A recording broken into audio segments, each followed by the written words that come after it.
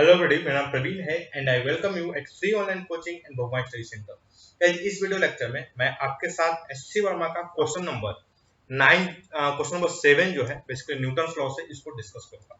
Question क्या है कि two block A and B of mass ma and mb respectively are kept in contact on a frictionless table.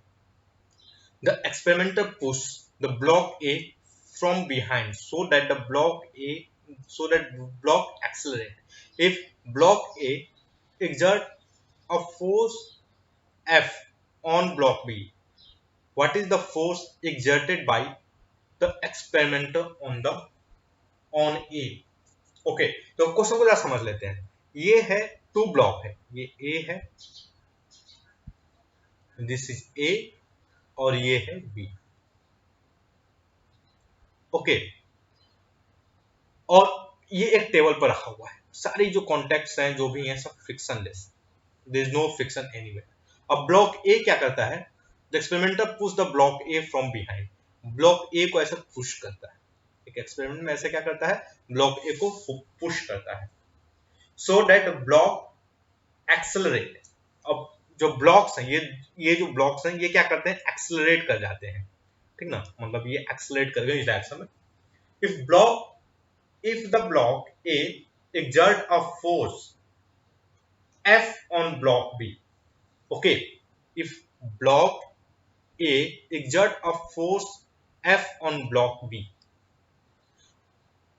एक काम करता हूं मैं, थोड़ा सा A और B का फ्री बॉडी डायग्राम बना देता हूं। ओके, तो देखो ये ब्लॉक B है, ब्लॉक B पे जो फोर्स लगने वाले हैं B पे, एक लगेगा mg, okay, due to gravitation, और जो टेबल है, टेबल एक नॉर्मल रिएक्शन लगाएगा इस डायरेक्शन में, और चूंकि कोई फ्रिक्शन नहीं है तो ये जो टेबल है, टेबल के पैरेलल में कोई फोर्स नहीं लगा है।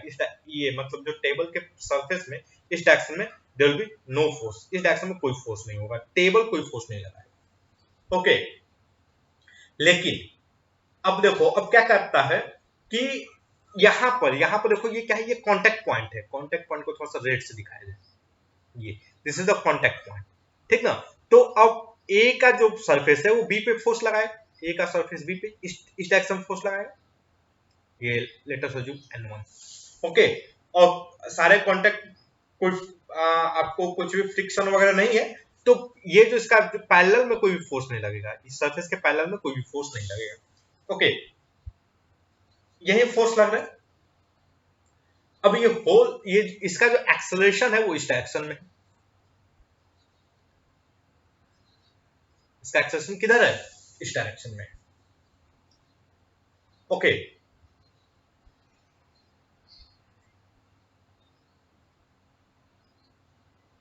चलो अब तो एक चीज देखो, ये N1 ये कौन लगा रहा है, ये N1 कौन लगा रहा है, ए लगा रहा है, ठीक ना, N1 इज बाई ए।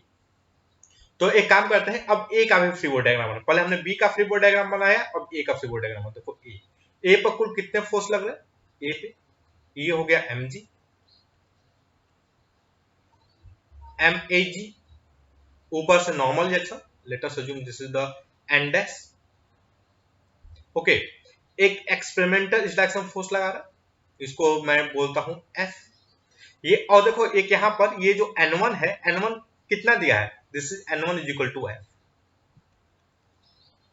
और एक्सपेरिमेंटल को लगा दे तो FE लगा रहा है, F एक्सपेरिमेंटल। ओके, तो एक चीज देखो, यहां पर ये भी कॉन्टेक्ट सरफेस है, तो B का जो सरफेस ए पे फोर्स लगाएगा इस direction. Okay, this is N1 इस डायरेक्शन में, और इसकी वैल्यू क्या होगी, this is N1 is equal to इस डायरेक्शन में लगेगा। ओके, चलो एक चीज और बताओ,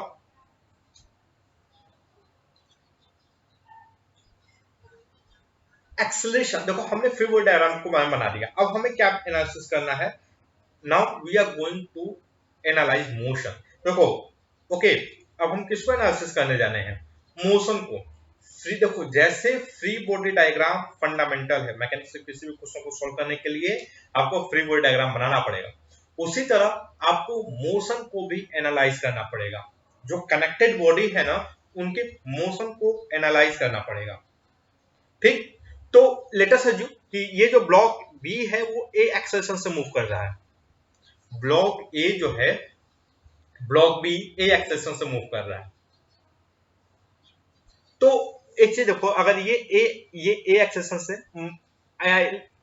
नॉट एक्सेलेरेशन थोड़ा बोल देंगे, डिफिकल्ट हो जाएगा। काम करते हैं, इसका जो बी का जो डिस्प्लेसमेंट है ना, ये फेस का, इसका डिस्प्लेसमेंट हुआ एक्स। ओके, तो ये वाला भी, ये जो सरफेस से कितना मूव करेगा, यह भी मूव करेगा एक्स, यहां पर आ जाएगा। ओके, यह भी कितना मूव करेगा, this is going to move X. Okay, अब देखो, अब ए और बी तो भैया ऐसा तो नहीं दूर दूर हो गए हैं, टच ही रहेंगे। तो ए भी कितना मूव करेगा, ए भी जो मूव करेगा वो करेगा एक्स। ए जो है मूव करेगा एक्स, ये वाला कुछ ऐसा हो जाएगा सिचुएशन। ओके, ये देखो, ये बी है और ये ए यहां पर आ गया। तो दोनों में जो डिस्प्लेसमेंट है ए और बी में सेम सेम होगा, इक्वल होगा। क्यों होगा, दोनों एक दूसरे के टच कर रहे हैं और किसी भी पॉइंट पर, किसी भी इंस्टेंट पे ये एक दूसरे को छोड़ नहीं रहे। इनके बीच का जो कॉन्टेक्ट सरफेसेस है वो हमेशा एक दूसरे के कॉन्टेक्ट में है। और ये तभी पॉसिबल है जब दोनों, मतलब दोनों साइड का जो डिस्प्लेसमेंट है कॉन्टेक्ट सरफेस का, वो सेम रहे। तो गाइस देखो, अगर ये बी अगर एक्स मूव कर रहा है, सो ए भी क्या मूव करेगा, एक्स। इसका मतलब क्या है कि अगर बी का एक्सेलेरेशन ए है, तो ए का भी एक्सेलेरेशन क्या होगा, ए होगा, स्मॉल ए होगा। ओके, ब्लॉक ए का भी एक्सेलेरेशन क्या होगा, स्मॉल। मतलब दोनों का एक्सेलेरेशन, ए और बी का एक्सेलेरेशन क्या है, सेम है। ओके, तो इस तरीके से हमने मोशन को एनालाइज कर दिया। कनेक्टेड बॉडी का जो मोशन है वो हमेशा आपको एनालाइज करना पड़ेगा। मैकेनिक्स के क्वेश्चन को सॉल्व करने का तरीका क्या है, पहला चीज फ्रीबॉडी डायग्राम बनाइए। दूसरा, आप जो ऑब्जेक्ट है, जो कनेक्टेड ऑब्जेक्ट है, चाहे इंडिविजुअल ऑब्जेक्ट है, उनके मोशन को एनालिसिस कीजिए। दूसरा, तीसरा क्या करना है, आपको फिर लॉ को अप्लाई करना है। लॉ कौन कौन से होंगे, तो आपको न्यूटन्स लॉ होगा, न्यूटन्स लॉ ऑफ जो न्यूटन्स लॉ ऑफ मोशन है वो अप्लाई करना पड़ेगा। आपको कंजर्वेशन के लॉ अप्लाई करने पड़ेंगे, ठीक है। और सेम चीज रोटेशनल में भी हो रहा है, तो कोई दिक्कत नहीं है।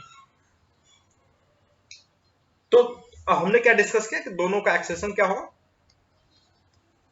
इक्वल हो गया। अब हम क्या करने जा रहे हैं, आपको न्यूटन सेकेंड लॉ अप्लाई करने हैं।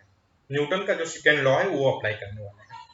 तो देखो, सबसे पहले ब्लॉक ए पे, ये ब्लॉक बी को एनालिसिस करते हैं। तो ब्लॉक बी में नेट फोर्स कितना है, नेट फोर्स इसी डायरेक्शन मोशन हो रहा है। वाई में तो नेट फोर्स कुछ नहीं, सब जीरो है, बैलेंस हो गया। वाई में बैलेंस है क्योंकि ये सरफेस को छोड़ नहीं रहा है। तो देखो, I can easily write F is equal to M, F is equal to M B A, ये मैं लिख सकता हूं, इसमें कोई दिक्कत ही नहीं, क्योंकि इस डायरेक्शन में एक्सटर्नल फोर्स एक ही लग रहा है जो N1 है, और N1 का वैल्यू क्या है, F है। ओके, चलो, अब देखो, इस केस में जो मोशन हो रहा है इस डायरेक्शन में हो रहा है, y में कोई मोशन नहीं हो रहा है, इधर there is no motion in this direction, acceleration zero. तो ये बैलेंस हो गया, हमें इसको देखना है। So what can I write, कि देखो जो नेट फोर्स हो गया, नेट फोर्स देखो, नेट एक्सेलरेशन इधर हो रहा है, मैं इस डायरेक्शन को पॉजिटिव लेता हूं, तो what can I write, F E minus N dash is equal to M A into acceleration. और what is the N dash, N dash जो है वो आपको है, एन डैश क्या है, एन डैश है आपका F. Okay, so F E is equal to F plus M A. Okay, अब हमें एक काम करो, देखो हमें एफ के टर्म में बताना है, एक्सेलरेशन की वैल्यू मैं यहां से पुट कर देता हूं। ओके, तो ये देखो एफ ई जो क्या होगा हमारा, F plus M A into F divided by M B. So this is the force, this is going to be our force. और इसको थोड़ा बढ़िया से सॉल्व कर दो, तो what I get here, F M A plus M B divided by M B. So this is force.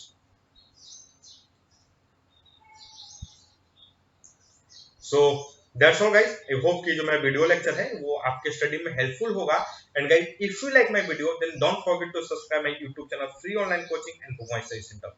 Thank you for watching. Have a nice day.